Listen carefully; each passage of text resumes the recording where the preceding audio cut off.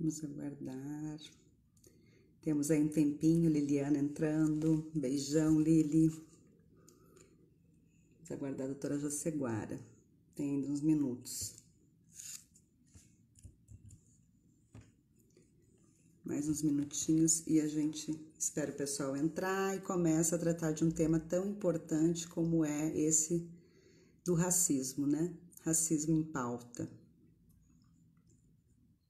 Deixa eu mandar uma mensagem para a doutora Jaceguara.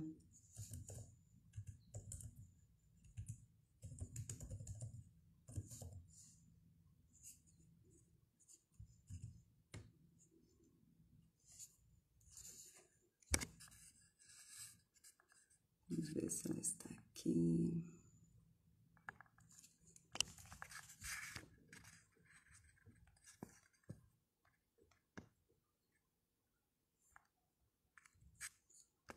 Doutora Jaceguara. Glauciele, minha querida chefe de cartório aí, um beijo. Ai, Senhor.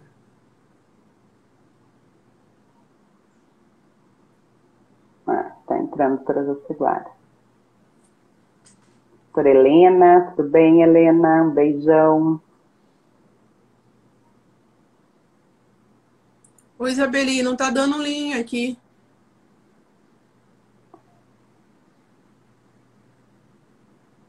Vamos ver se a Jaceguara tá conseguindo entrar.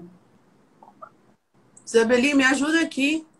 Um assunto importante, impactante para a gente tratar. Luzi Claire, Isabeli. entrando aí, um beijo, Luzi Claire. Nós que tratamos esses dias de um tema, né, Luzi Claire, na Sociedade Psicanalítica, sobre o racismo também, muito importante, com o Dr. Inácio Paim, foi muito bom.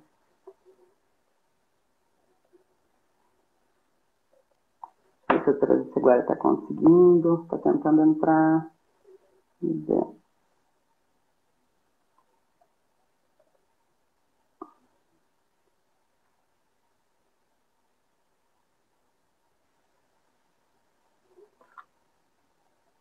Deixa eu ver se eu consigo.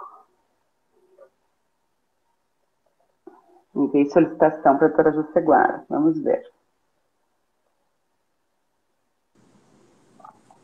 Ai, deu certo.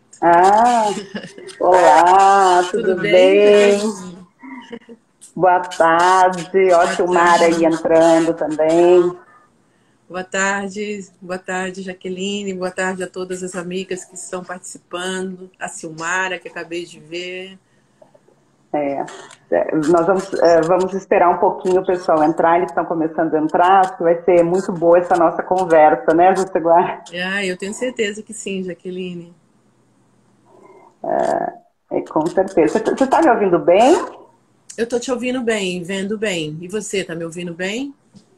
Tô ouvindo. Tá Eu tô ouvindo um... Parece que tá duplo o meu som, mas eu acho que Não, é só aqui que eu tô vendo. Não É, tá? aqui não tá chegando pra mim com som, não. Ah, então tá bom. A Joselise entrando, doutora Isabel Matos Rocha, que foi a quem teve essa grande ideia, né, de iniciar esse projeto dessa forma. Mulheres Falam Direito. E essa é a última live do Mulheres Falam Direito, né? Estamos encerrando aí. Essa é a última, vamos encerrar com esse assunto que é tão importante, né, para toda a sociedade, né, Jaceguara? Tô vendo a Luiz Claire aí também. A Melina, Juíza de Jardim. A Renata Goya. A Renata, ótima, excelente promotora. São muitas mulheres que trabalham tão bem aqui no nosso estado, né, Jaceguara? Dá orgulho do Judiciário, do Ministério Público. São muitas e muitas colegas que têm uma força vital aí diferente, né, para seguir em frente nessa caminhada aí que é tão masculina, né? Onde a gente se sente tão, de certa forma, aleijado de todo esse processo aí, né, político. Nós temos mulheres extremamente valorosas, profissionais Com excelentes. certeza. Bom, eu vou começar apresentando, então, a doutora Jaceguara, que eu vou chamar aqui, vou pedir licença para chamar de Jaceguara. Pode chamar até de Jace, eu, viu? eu acho que esses títulos não nos definem, né, Jaceguara? Não, de forma nenhuma. A gente já se conhece há tanto tempo e já tem uma amizade aí, É acho que a verdade. gente pode se tratar assim.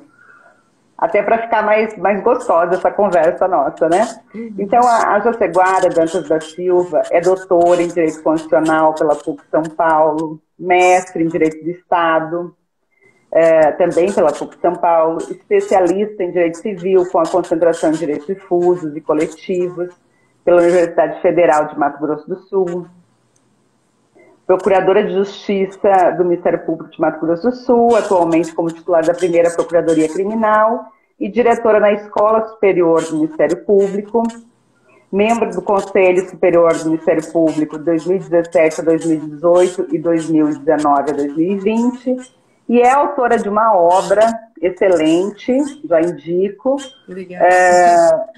que tem o nome Ministério Público e Violência contra a Mulher, do fator gênero ao étnico-racial, da Lumen Iuris, publicada em 2018. Então, você já vem, né, pela descrição aí, pelo currículo, pelo mini currículo, com quem que nós estamos falando, então, com uma pessoa que tem muito conhecimento sobre o tema que nós vamos tratar, e conhecimento não só teórico, né, mas conhecimento prático, né, da vida como um todo, né, o que é estar nesse mundo, né, o que é estar num lugar em que há a racialização das pessoas, o que é estar num mundo em que há essa racialização das pessoas, em que infelizmente nós somos divididos por raça, né, por gênero, por classes, e em razão disso aí aparecem todas as vulnerabilidades, todos os preconceitos e todas as discriminações. Bom, para começar, Jaceguara, para começar a primeira questão que eu quero colocar para a gente falar, eu vou ler rapidamente um poema que é da Cristiane Sobral. Cristiane Sobral é uma artista negra, tá? Uma escritora, ela esteve aqui no Mato Grosso do Sul, esse livrinho aqui. Ela tem vários livros escritos e ela esteve aqui fazendo trabalho até no Instituto no presídio do regime fechado, com as internas, né? Eu fiz junto com a coordenadoria. E foi maravilhoso o trabalho que ela fez, ela faz trabalhos maravilhosos.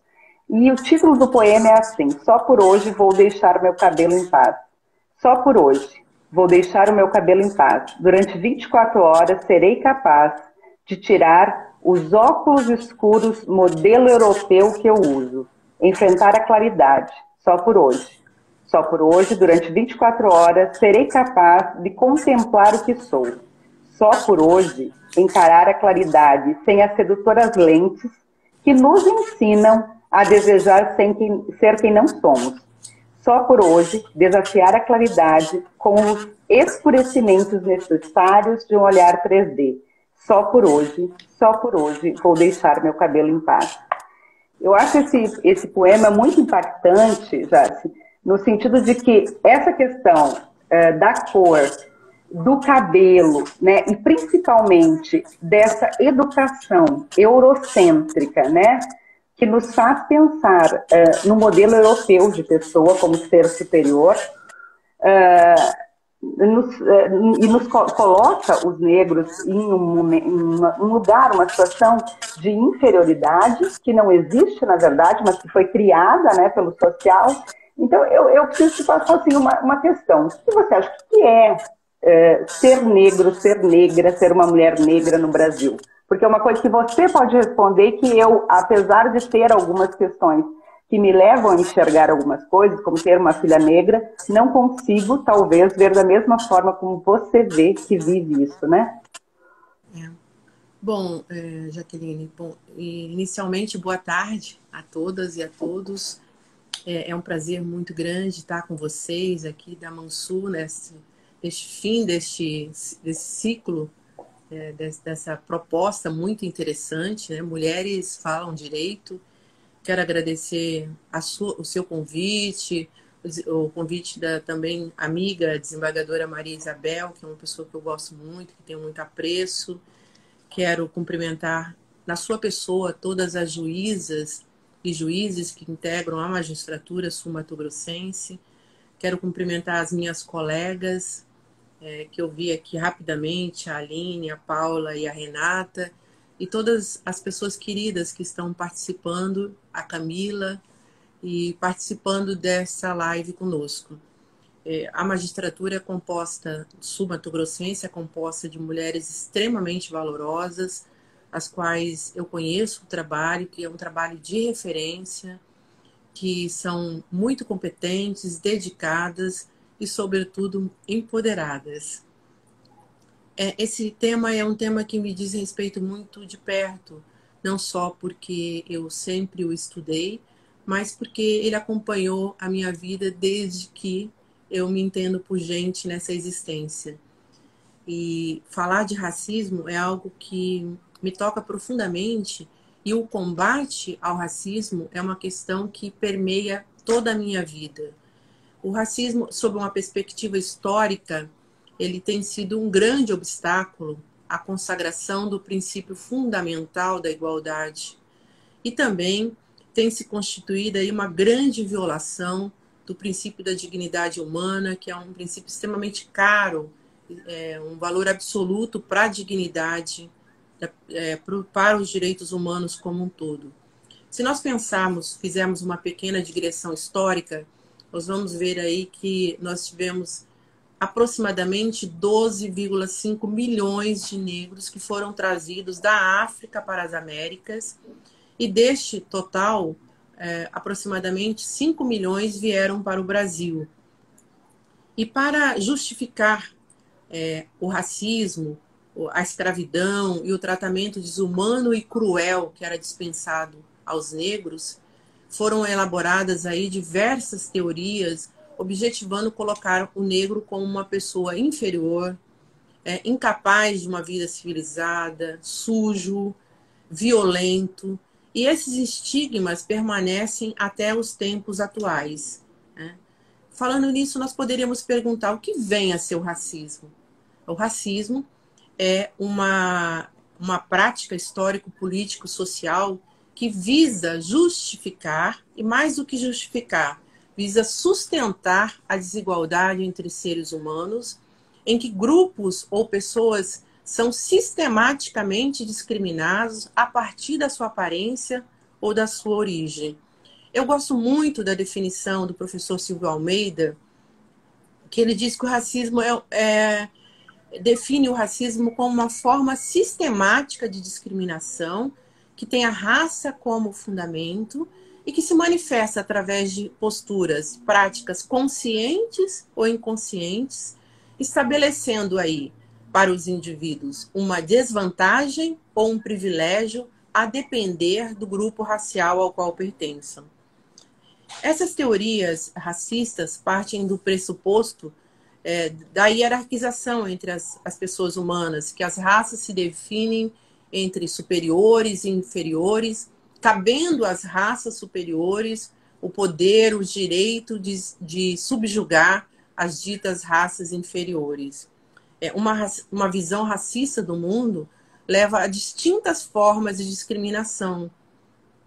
E ela se manifesta, essa discriminação, essa agressividade, lastreada pelo não reconhecimento no outro, que é o negro, como um sujeito que possa ter direitos e garantias. E essa escala de agressividade se intensifica com a violência da segregação, como aconteceu na África do Sul, com o apartheid, ou com a violência do extermínio físico, como aconteceu nos Estados Unidos com George Floyd.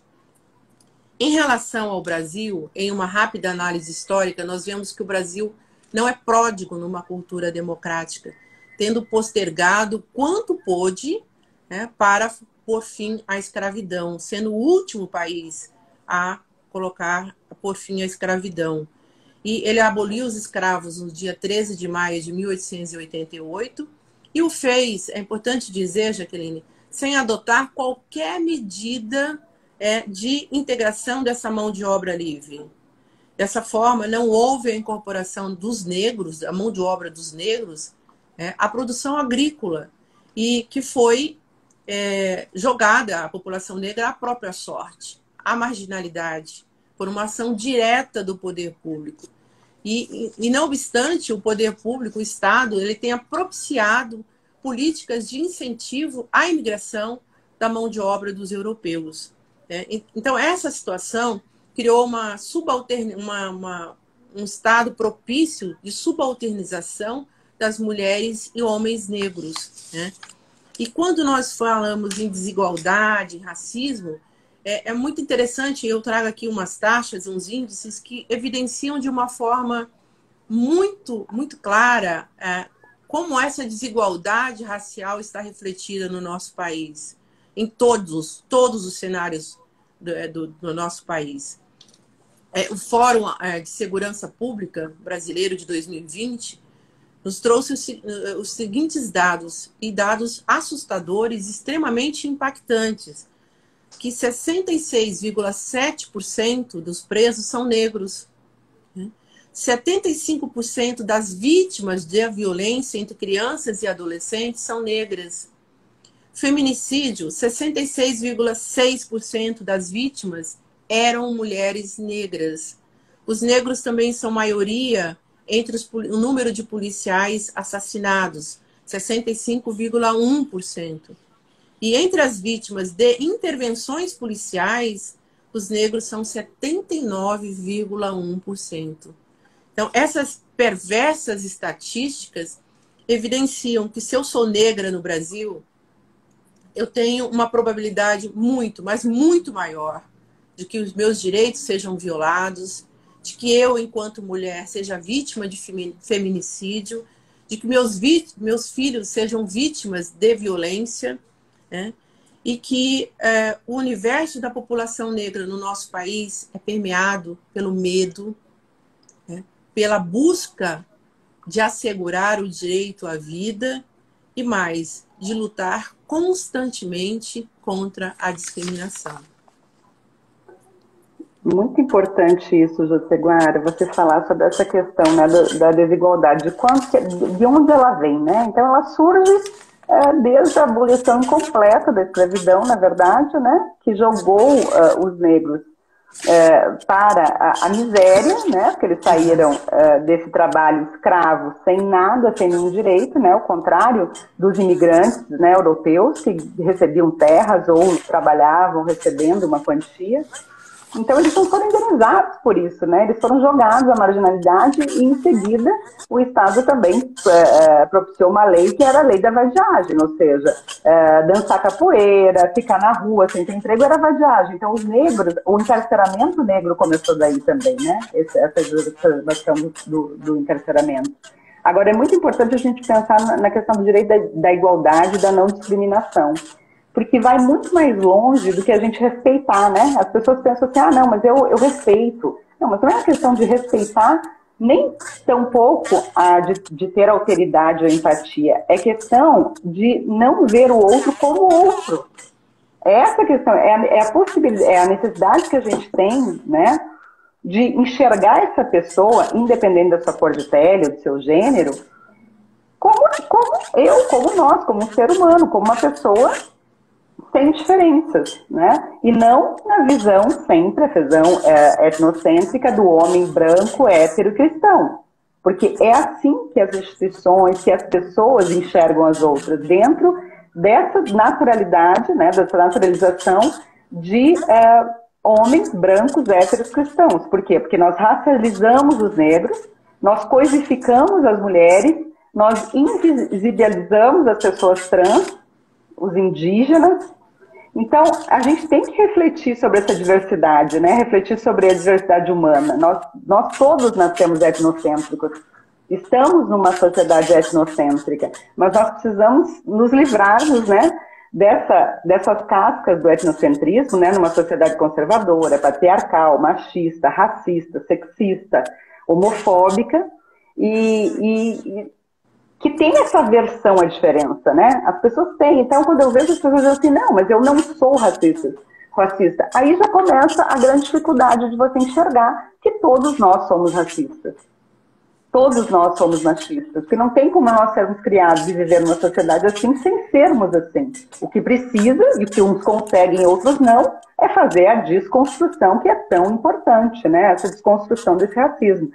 E quanto à questão dos dados de violência que você trouxe, já eu achei extremamente importante, que eram dados que eu tinha anotado também aqui, sobre feminicídio e tudo. Mas nós temos outras violências também, que, por exemplo, as mulheres negras, elas sofrem 65,9% a mais de violência obstétrica, né? Ainda há no imaginário das pessoas que as mulheres negras, elas sentem menos dor, então elas têm menos anestesia até na hora do parto. A mortalidade materna das mulheres negras é 62,8%, ou seja, é muito superior das mulheres brancas. E o aumento da violência doméstica contra as mulheres negras foi de 12,4% de 2008 a 2018, enquanto das mulheres brancas diminuiu em 11,7%. Então, nós ficamos sempre naquela situação. Por que nós não conseguimos, com a Lei Maria da Penha, fazer realmente essa proteção dessa mulher negra? Né? Porque a mulher negra está envolta em toda essa violência que o homem negro também está, e que né, no geral a pessoa negra está. Ou seja, eles têm 2 vezes mais chance de serem assassinados que as pessoas brancas no nosso país, infelizmente. Né? E aí a gente tem que falar, já agora, e é um segundo ponto que eu coloquei para a gente discutir aqui, sobre essa falácia, né, que é falar que o Brasil é o país da democracia racial. Né, que no Brasil há uma miscigenação. Que no Brasil, em razão dessa miscigenação, nós não somos racistas, não há o racismo. Quando se esquece, né, que a miscigenação, ela tem origem nos estupros. Né? Ela começou com os estupros de mulheres negras, que eram prostituídas também, que tinha as negras de ganho, que a gente sabe que outras mulheres prostituem as negras de ganho para que elas trouxessem dinheiro, as amas de leite, que não podiam nem amamentar os seus filhos para amamentar. E assim foi tentando um embranquecimento da raça, e com isso se diz que o país é um país miscigenado e, portanto, não existe racismo aqui. Como que você vê isso, Jaque? Bom, a democracia racial é uma falácia, Jaque. É uma falácia. Essa relação que supostamente definiria uma situação concreta na dinâmica da sociedade brasileira, a de que negros e brancos convivem harmoniosamente e que têm igualdade de oportunidades, isso é uma falácia. Né? E é muito interessante, o Florestan Fernandes é um sociólogo que eu gosto muito, e ele diz que, além de ser um mito, uma falácia, na verdade, nós confundimos tolerância racial com democracia racial. Porque a democracia racial pressupõe igualdade de oportunidades. E nós não temos igualdade de oportunidades. Quando nós vemos as instituições, e isso é um assunto que a gente pode debater mais para frente, nós vemos que as instituições são essencialmente masculinas e brancas. Né? Majoritariamente masculinas e brancas. Quando nós vemos as esferas do poder, que nós temos, a representação política, nós temos pouquíssimos negros e menos ainda mulheres negras. Se nós formos olhar nos tribunais superiores, enfim, nos espaços públicos de poder, nós vemos que o negro está completamente alijado. Eu me lembro que quando eu passei no concurso para promotora de justiça, eu fazia mestrado na USP. E eu tive que escolher entre a carreira do Ministério Público e o mestrado na USP. Mas eu me lembro exatamente de como eu me sentia lá. Porque eu era uma das poucas pessoas negras. Eu não digo nem mulher, porque a representação das mulheres negras era pífia. Os poucos negros que existiam, eles limpavam o chão e serviam café. Se nós formos andar nos shoppings, não só de Campo Grande, mas os shoppings do Brasil afora, nós vemos que os funcionários são essencialmente brancos. Há pouco tempo que a propaganda começou a trazer personagens negros. Mas eu me lembro que quando eu viajei para os Estados Unidos pela primeira vez, eu me assustei, porque eu tinha os Estados Unidos como um país racista, e eles são realmente racistas, mas tinha uma representação maior de negro nas propagandas, como empregados, servidores. Você via, tinha uma maior visibilidade da raça negra do que no próprio país, nosso próprio país, que apregoa essa falácia da democracia racial. E quando nós vemos, ainda com relação à mulher negra, você falou muito bem, a formação do povo brasileiro se verificou através da violência sexual da mulher negra. Muito forte e verdadeiro, e ainda muito presente, lamentavelmente, o ditado popular que diz: branca para casar, negra para trabalhar e mulata para fornicar. Então, a mulata, ela não é a representação da democracia racial. Ela é, sim, a demonstração do estupro a que foi vítima a mulher negra no nosso país, por parte do seu senhor, né?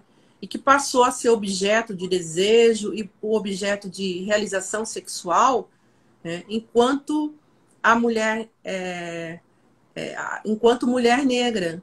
Então, assim, se nós formos... Você pontuou muito bem, eu nem quis me estender muito nas estatísticas. Se nós formos ver o maior contingente de mulheres que são vítimas de violência, de agressões, de abusos, de violações de direitos, são negras, de morte, de violência. Eu até, na minha tese, e eu abordei isso no livro, na minha tese de doutorado, eu analisei e cheguei à seguinte conclusão, que a própria Lei Maria da Penha, ela não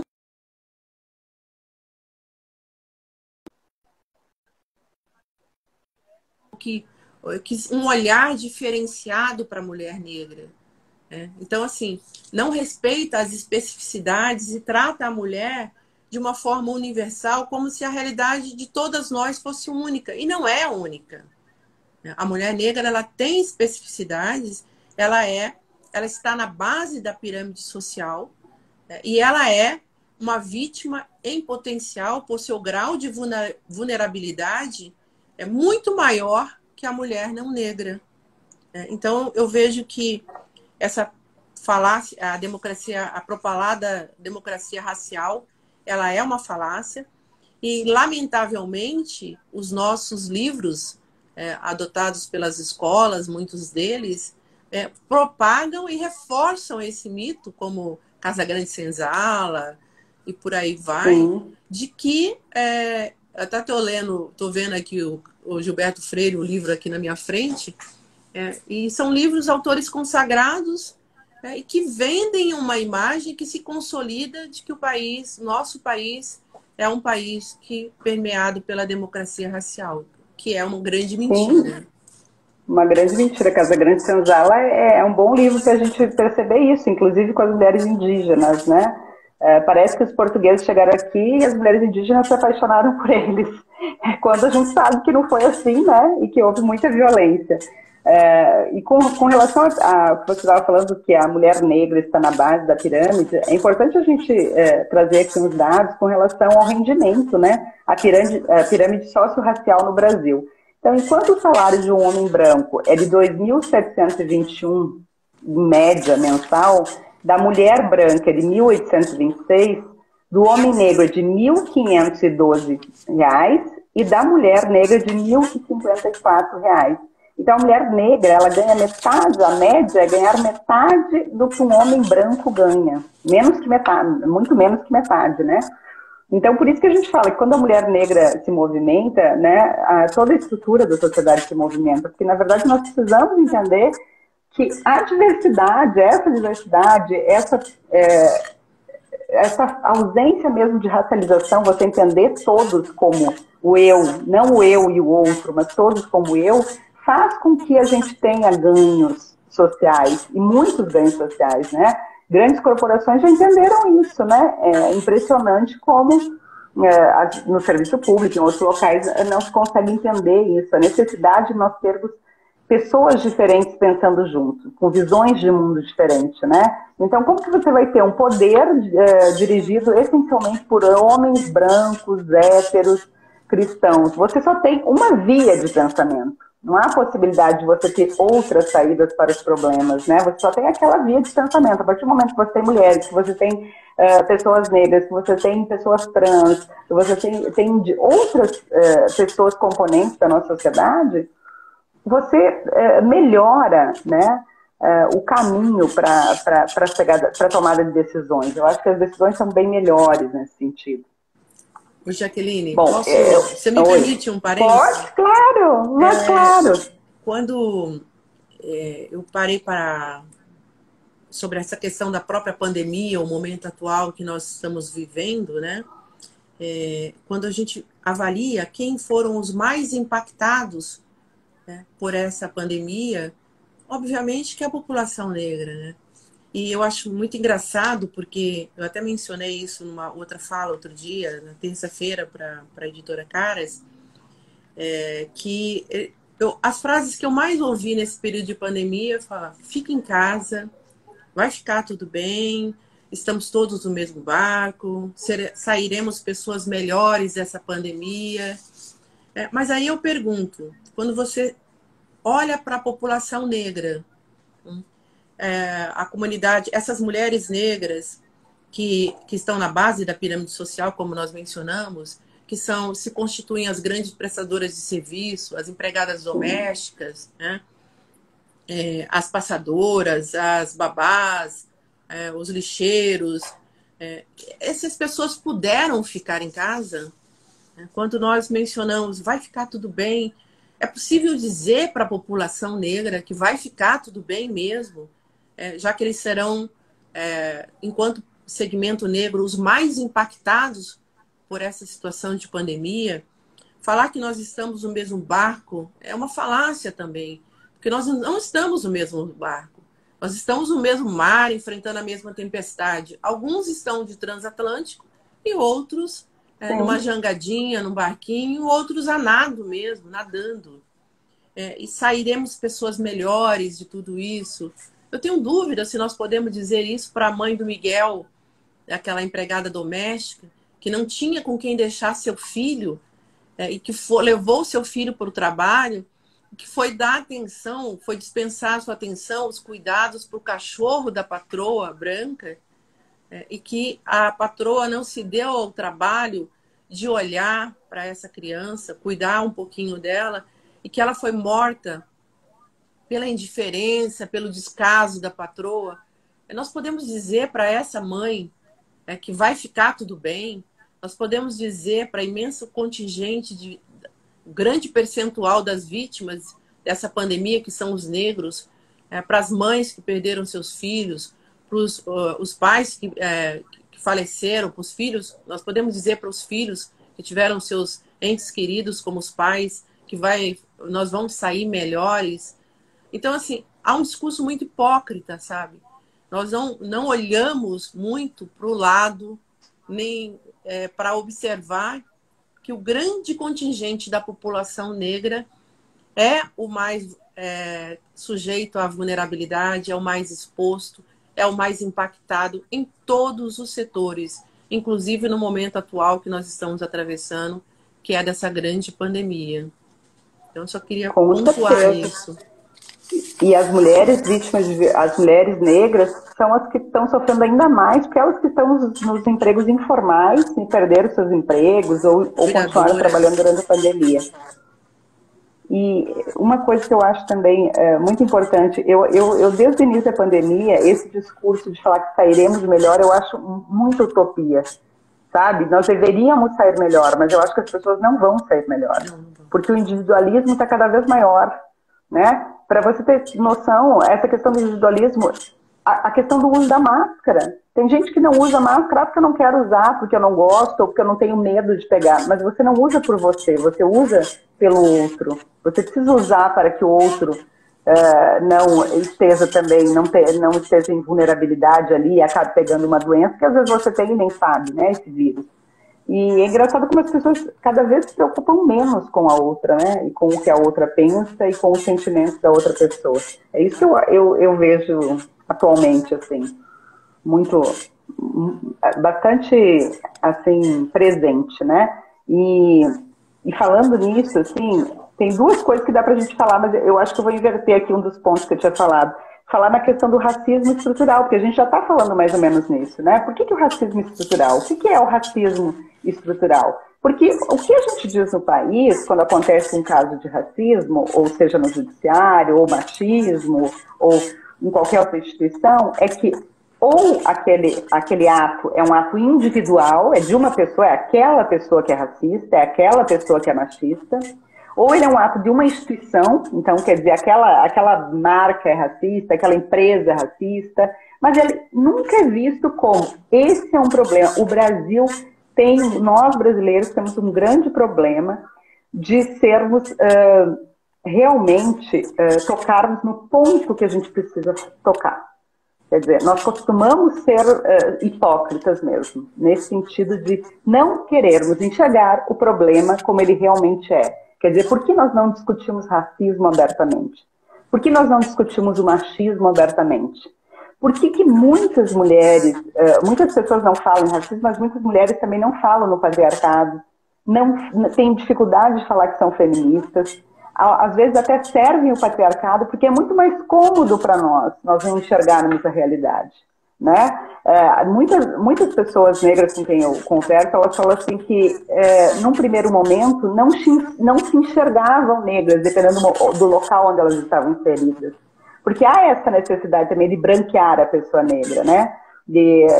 Se ela estiver numa classe social, né? E aí a gente já entra na questão de raça, gênero e classe também, numa classe social que seja alta, que seja de elite, ela parece que ela perde a cor dela, né? Ela começa a ficar branca, né?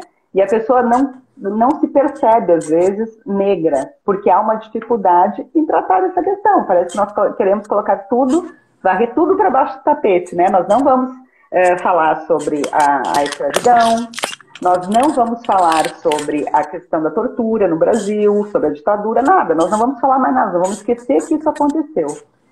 E é muito triste isso, porque um povo que não discute, que não lembra, eu estive na Alemanha o ano passado, e eles lembram o tempo inteiro da questão do nazismo, para que não seja esquecido, porque nunca mais aconteça. Né? E nós não conseguimos, a gente não consegue fazer esse exercício.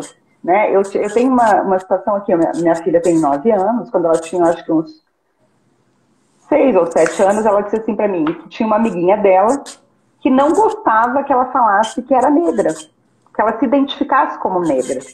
E daí ela ficou falando, mas por que você não gosta que eu fale que eu sou negra? Porque ela tinha pena dela, da minha filha. Quer dizer, então você veja como essa questão da superioridade branca está nas pessoas desde que ela é criança. Quer dizer, a minha filha disse assim, não, mas eu sou negra com muito orgulho, eu gosto de ser negra, eu quero ser negra. Mas é difícil porque muitas vezes as próprias crianças não são criadas para ter essa concepção de que a cor da pele é um fator que não é determinante, que não pode ser determinante de todo o resto, né, da tua importância, da tua superioridade ou inferioridade.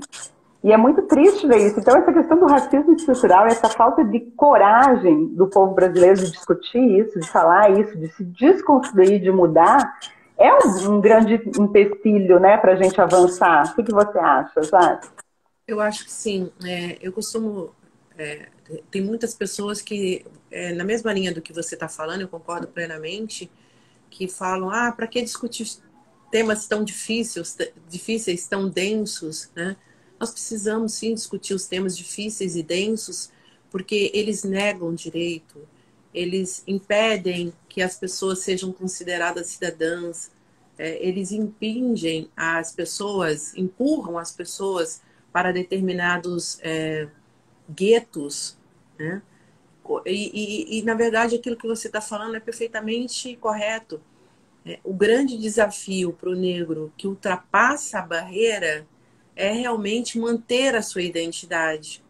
Porque é muito fácil ser cooptado e você querer não ser negro, até porque assumir a sua negritude é assumir uma situação de constante desafio. Desafio para se colocar no mundo como uma pessoa negra, de se fazer respeitar enquanto uma pessoa negra, de impor a seu potencial, de saber que você vai ter que se desdobrar muito mais para ter o seu valor reconhecido. Então, assim, é muito fácil querer embranquecer, né? Que é o que querem fazer com as pessoas que ultrapassam a barreira dos guetos que lhes são impostos, né? Mas eu sempre posso dizer que fui uma pessoa que ultrapassou essa barreira, e não só comigo, mas em relação aos meus filhos, eu sempre procurei desenvolver uma consciência de raça, que eu acho extremamente importante. E, e é engraçado, assim, voltando um pouquinho assim, na minha questão pessoal, nesse período de pandemia, eu dei uma parada, uma refletida na minha vida, e olhando para o espelho, meu próprio espelho interior, eu pude ver o racismo que permeou a minha vida desde que sempre nessa existência, como eu disse, mas também, fundamentalmente, a minha infância. Sabe? Você falando na sua filha, e eu comecei a relembrar da minha infância e resolvi escrever um livro infantil, Os Sonhos de Ágata, para objetivando e fazer um pouco mais de ajudar outras crianças, né, que com certeza vivem ainda hoje os mesmos problemas que eu vivi na minha infância, né, que não foram superados, de como conviver com uma sociedade racista e ser uma criança que busca ser feliz e se desenvolver toda a sua potencialidade sem que o racismo te limite ou te paralise. Então eu escrevi esse livro e eu coloquei o nome de Ágata para essa menina, que sou eu na infância, é uma, digamos assim, é muito da minha própria história refletida no livro. E eu escolhi o nome Ágata porque foi uma homenagem que eu quis prestar para uma criança negra de 8 anos de idade que foi assassinada no Complexo do Alemão o ano passado, em setembro do ano passado, quando da ocorrência de uma operação militar. Ela voltava com os pais e os avós, a família dela, de um evento na igreja, dentro de uma Kombi. Ela recebeu um tiro de uma bala perdida de um fuzil nas costas e veio a falecer. E essa história me impactou tanto, porque eu fiquei pensando, o que essa criança, o quanto dessa criança foi roubado, o quanto ela poderia contribuir para esse mundo, para trazer novas realidades, concretizar os seus sonhos, vivenciar novas potencialidades. O que significou para aquela mãe perder uma filha de forma tão brutal ainda na infância? Então, assim, me impactou muito como mãe, como mulher e mãe. E eu pensei em quantas crianças, em quantas mulheres, em quantos negros tiveram as suas vidas ceifadas, né, de forma tão violenta. A população negra, jovem, negra, masculina, o percentual é extremamente elevado que são mortos, a ponto de nós falarmos em um verdadeiro genocídio negro. Então, me impactou muito. E aí eu fui procurar o significado da palavra Ágata, do nome Ágata. E eu vi que simbolizavam uma pedra escura que tinha o poder de transmutar as energias ruins em energias boas. E aí mexeu muito comigo e eu quis prestar essa homenagem para essa criança e que, digamos assim, a vida que lhe foi tirada não tenha sido em vão, que possa transmutar essa realidade racial tão violenta a que o povo negro, as mulheres negras e as crianças negras são submetidas. Então você falando na sua filha, me lembrou muito a história. Esse livro eu estou nas tratativas finais com uma editora e ele está saindo em fevereiro. Em março ele vai estar sendo já comercializado. E eu espero que seja uma contribuição muito efetiva mesmo para as crianças negras, no sentido de ser um apoio, aquele apoio que eu não tive como criança. E então, a diferença... Não, pode continuar, Jorge. Não, pode falar. Eu acho que a diferença da atualidade agora, né? A gente tem mais... É muito difícil ser mãe de uma criança negra. Ainda mais na minha situação, que eu sou uma pessoa branca, né? Então é uma adoção interracial, que já é um problema, com duas situações de preconceito, que é a questão da adoção, né? Que há um preconceito que gira em torno da adoção, e outro que é a questão da minha filha ser negra. E desde muito tenra idade ela convive com essa situação de sentir o racismo na pele mesmo, sabe? Nas pequenas colocações, nas coisas que os amigos falam, é a situação do cabelo ou não. E é tão difícil você ver isso, né? E quando eu lembro que a Thaís Araújo um dia falou que era muito difícil ela ser mãe, porque ela sabia de crianças negras, porque ela sabia assim, que a cor do filho dela era a cor que as pessoas, quando viam na rua, atravessavam a rua de medo, de receio, né? Do menino negro ali. E isso acontece, as pessoas até criticaram ela, dizendo que ela estava sendo muito radical, mas não é isso, isso acontece mesmo, né? E é o mesmo medo que nós, mulheres, sentimos quando nós estamos sozinhos na rua, o medo do estupro, né? E às vezes quando a gente fala isso para os homens, eles também acham que a gente é radical, e na verdade assim, a gente vê isso acontecendo todos os dias. A gente vê, eu tive essa oportunidade, a Mariana me proporcionou uma outra visão de mundo, que eu nunca tinha tido. Na verdade, eu tive até 2012, quando ela chegou, eu tive uma cegueira racial. Porque eu vivi no Rio Grande do Sul, uma mulher branca, muito poucas pessoas negras ao meu redor, né? E a gente não consegue enxergar o outro assim. A partir do momento que a Mariana entrou na nossa vida, na minha vida, eu comecei a ver a crueldade do racismo e como ele acontece diariamente nas pequenas coisas e nas pequenas colocações. E achar que uma criança negra não percebe isso é uma ilusão tão grande, né? Porque uma criança é tão inteligente, né? Eles percebem tantas coisas. É muito triste o dia a dia, assim, você se deparar com isso. Na verdade, o racismo ele se manifesta de formas... Até então, ele era mais velado, sabe, no nosso país. E era de mais fácil percepção para uma pessoa que seja negra. Agora, hoje não, né? Hoje nós vemos o discurso do ódio permeando as redes sociais, as manifestações, né? E muitos confundem liberdade de expressão com o direito de injuriar, de caluniar e, sobretudo, de praticar atos racistas, né? E eu tive num spa em Gramado no final do ano e fui com uma amiga branca em janeiro deste ano. E aí eu virei e falei assim, você percebeu que nós não temos aqui nenhum funcionário negro? Aí ela falou, mas é um país, é um estado sulista, né? Eu falei, mas tem negros no estado sulista.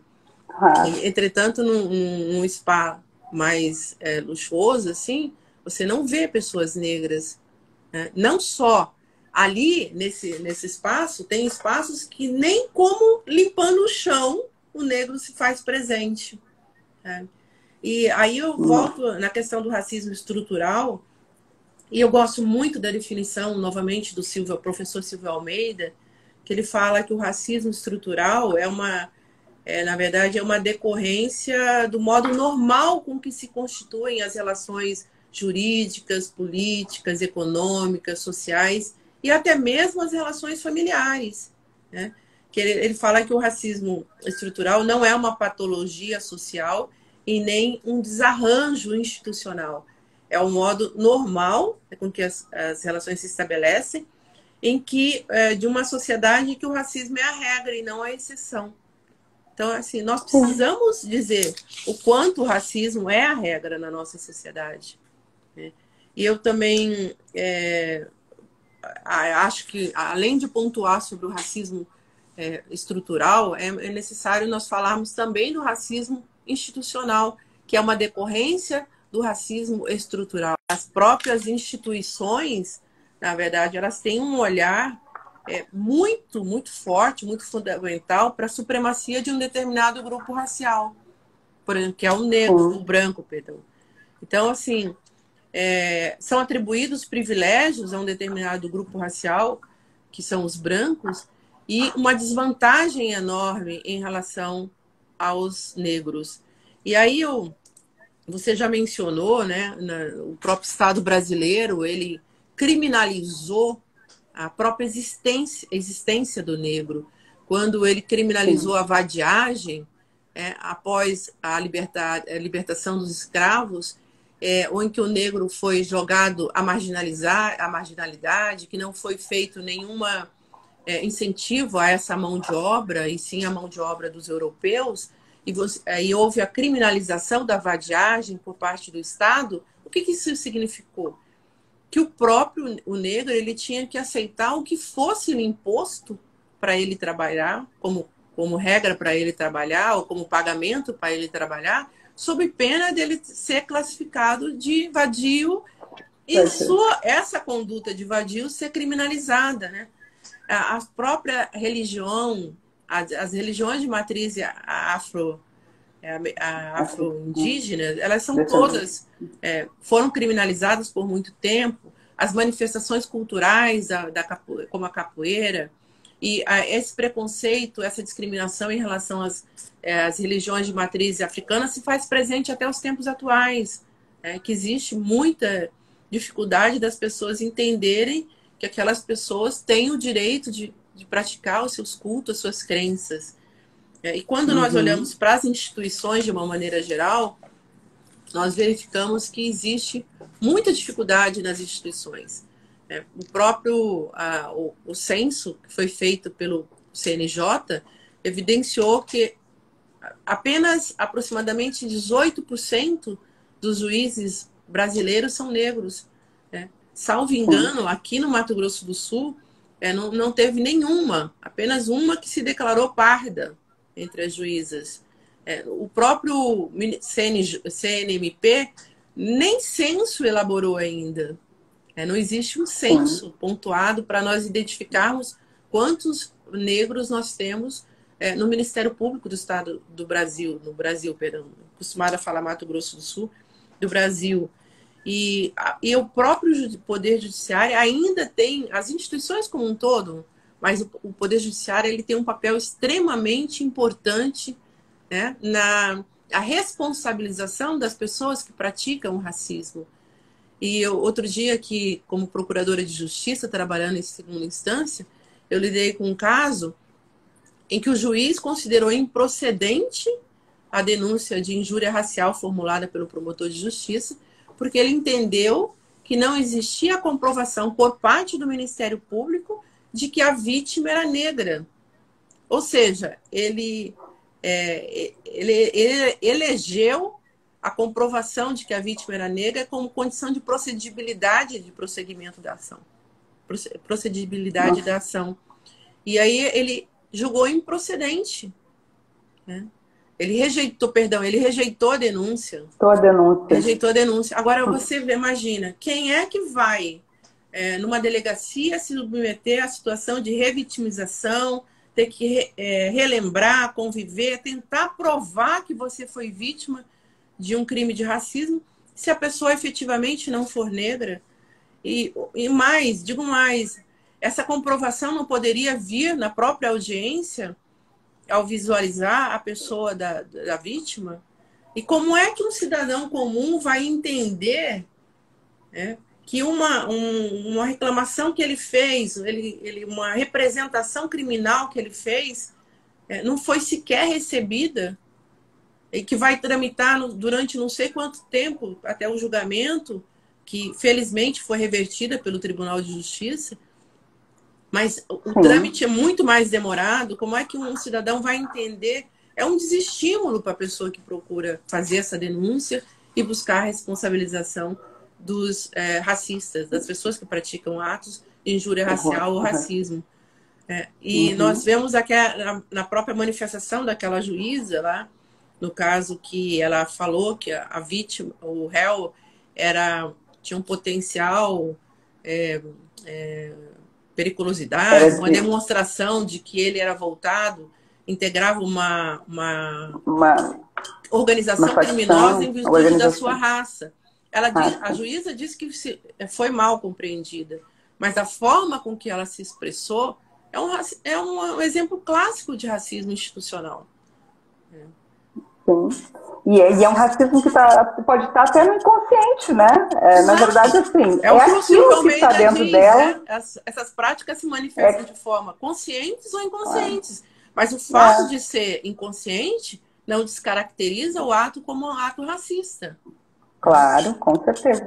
E eu acho que muito importante também para o judiciário, e eu acho que os juízes e juízas têm que começar a pensar nisso, é que nós precisamos começar a atuar com perspectiva de gênero e étnico-racial e de vulnerabilidade.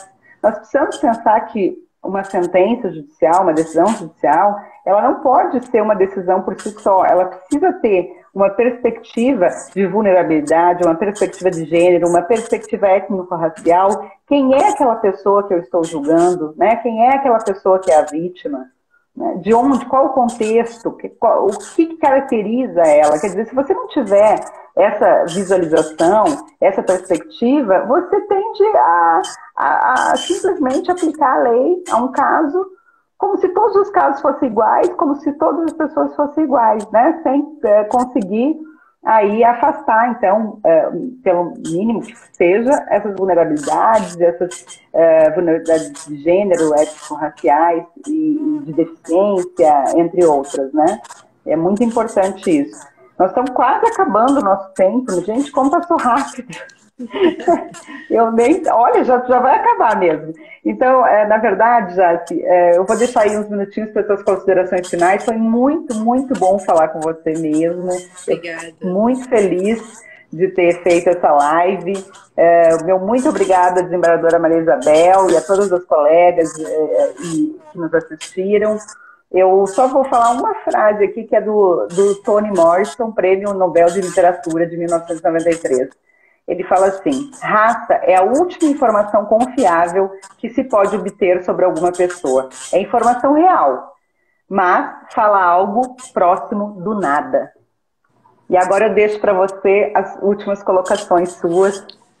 Bom, dizer que foi um prazer muito grande, que eu estou sempre à disposição, sabe? Eu tenho grandes amigas juízas, tenho uma admiração muito grande pelo trabalho de todas vocês.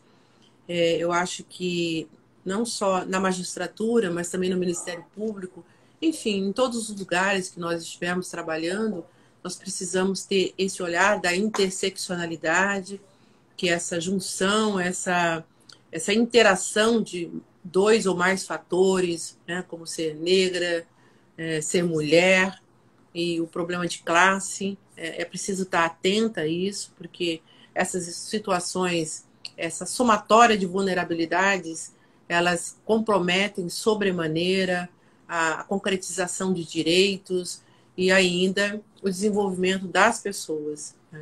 Eu acho que é preciso nós estarmos atentas, no sentido de que não basta não ser racista, nós precisamos ser antirracistas. E que nós precisamos criar um mundo melhor para os nossos filhos viverem, em que não haja tanta separação, segregação, e haja, sobretudo, uma igualdade entre todos, porque efetivamente somos iguais. Eu acredito nisso. E acredito fundamentalmente no potencial transformador da educação. Talvez seja por isso que me ocorreu de fazer esse livro, e porque eu quero que as crianças, não só as crianças negras, se fortaleçam, mas também as crianças brancas aprendam e comecem a refletir sobre o quão impactante pode ser a conduta delas, porque essas crianças não nasceram racistas, elas aprenderam a ser racistas. E da mesma maneira que aprenderam a ser, elas também podem aprender a não ser. E nós só temos a ganhar enquanto seres humanos, uma visão de pluralidade, de diversidade. Isso, para mim, representa a verdadeira democracia. Então, minhas palavras são de gratidão por esse momento tão gostoso, tão de reflexão, mas ao mesmo tempo de estar junto com pessoas que eu gosto muito e que eu admiro, e que eu tenho certeza que são parceiras na construção deste mundo mais plural, respeitoso, um mundo que não seja racista, que não seja sexista e que não seja homofóbico.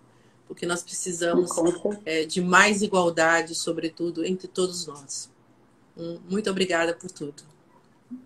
Um beijo, muito obrigada, muita gratidão. Beijão.